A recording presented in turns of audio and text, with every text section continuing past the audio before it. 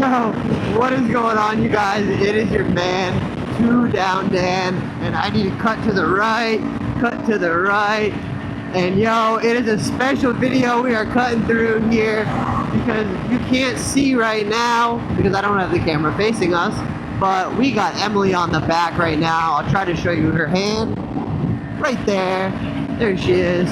And yeah, it is my day off, so we are chilling, hanging, and getting some rides in on the 500. We're gonna take this ramp past this guy, and I'm pretty aware of what time it is right now and the highway that we're on, so we're definitely about to run into some traffic right here, which means we're gonna split to the front, and hopefully she's cool with what we're doing. But yeah, this is what we're doing right now.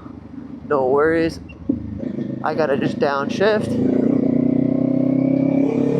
into third, then we can split right over here. So just enjoy today, you guys, the POV of us tandem ripping the traffic on the Ninja 500, because the 500 is a great bike if you want to have a passenger. I don't talk about it a lot, but if you want to have a passenger and own a sport bike, the Ninja 500 is really going to do a great job with that, because your passenger's not in too much of a sport position. Like here, let's see if we can get Emily to wave. Say hi, bub. Hey, there she goes. Close our windshield because this guy's like spewing some type of stuff out of his exhaust. But the thing I want to talk about today is, along with the Ninja 500 being a great passenger bike and everything, and you guys getting to see us going through some traffic, I'm going to cut up through here a little bit, is I do want to talk about the Ninja 500 versus the R7, because a lot of people think that they can start on the R7, you know, and that's a very valid thing to think, especially if you have any type of riding experience on like a dirt bike or an e-bike or something like that, and you think that starting on a 500, you know, or a 4SS, or oh wow, I really gotta not hit those, you're gonna be outgrowing it too fast.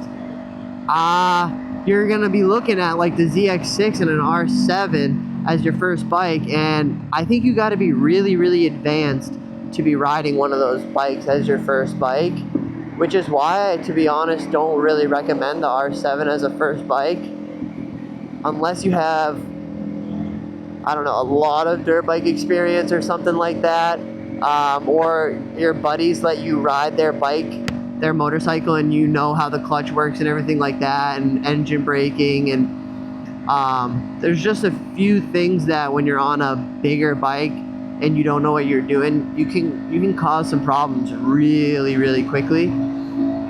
And I can't really say the same when I'm on this 500, and it's still plenty of power for a person who's like an adrenaline junkie like myself, and I can still bring my girlfriend out for rides and everything like this, and we can have an enjoyable experience. Because if I was on the R7, it would be way more uncomfortable from even just myself, because the bars are so much lower, so we would both be hunched over the bars really for no reason. Like there's absolutely no reason me and her need to be in any more of a sporty position than this.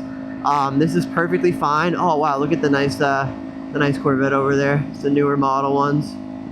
Those things are pretty sweet. But yeah, the R7 as a first bike is definitely like a little sketchy. Bring it out a little bit here,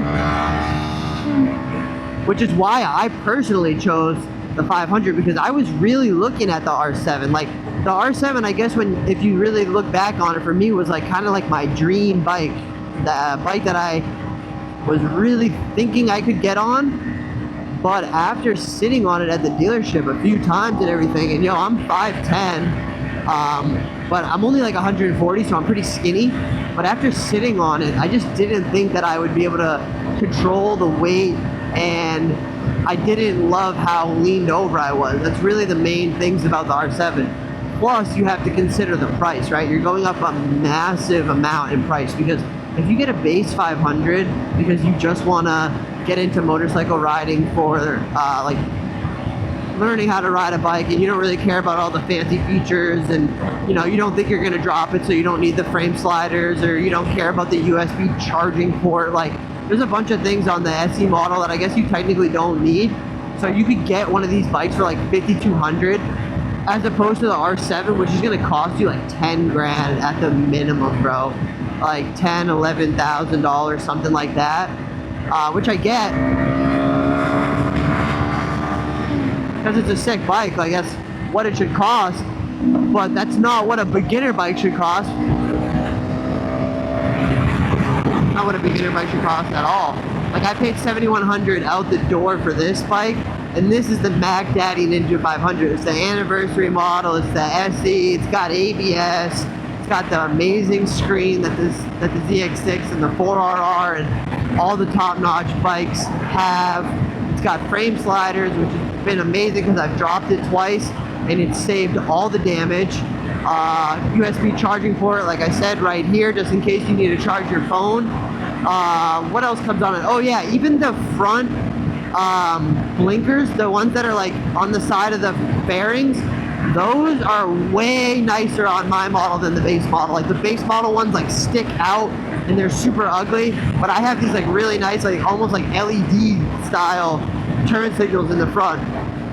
That's another feature that comes with the SE models. Plus I get the seat cowl in the back, so that when Emily's not riding on the back, I can throw the cowl on and it looks amazing. So for me personally, I really, really like the SE model over the base model 500. I have said many times before that if you're gonna buy a 500, I think you should really only be buying the SE models and not the base models, because I think the base model 500 is just way too eerily similar to just a Ninja 400.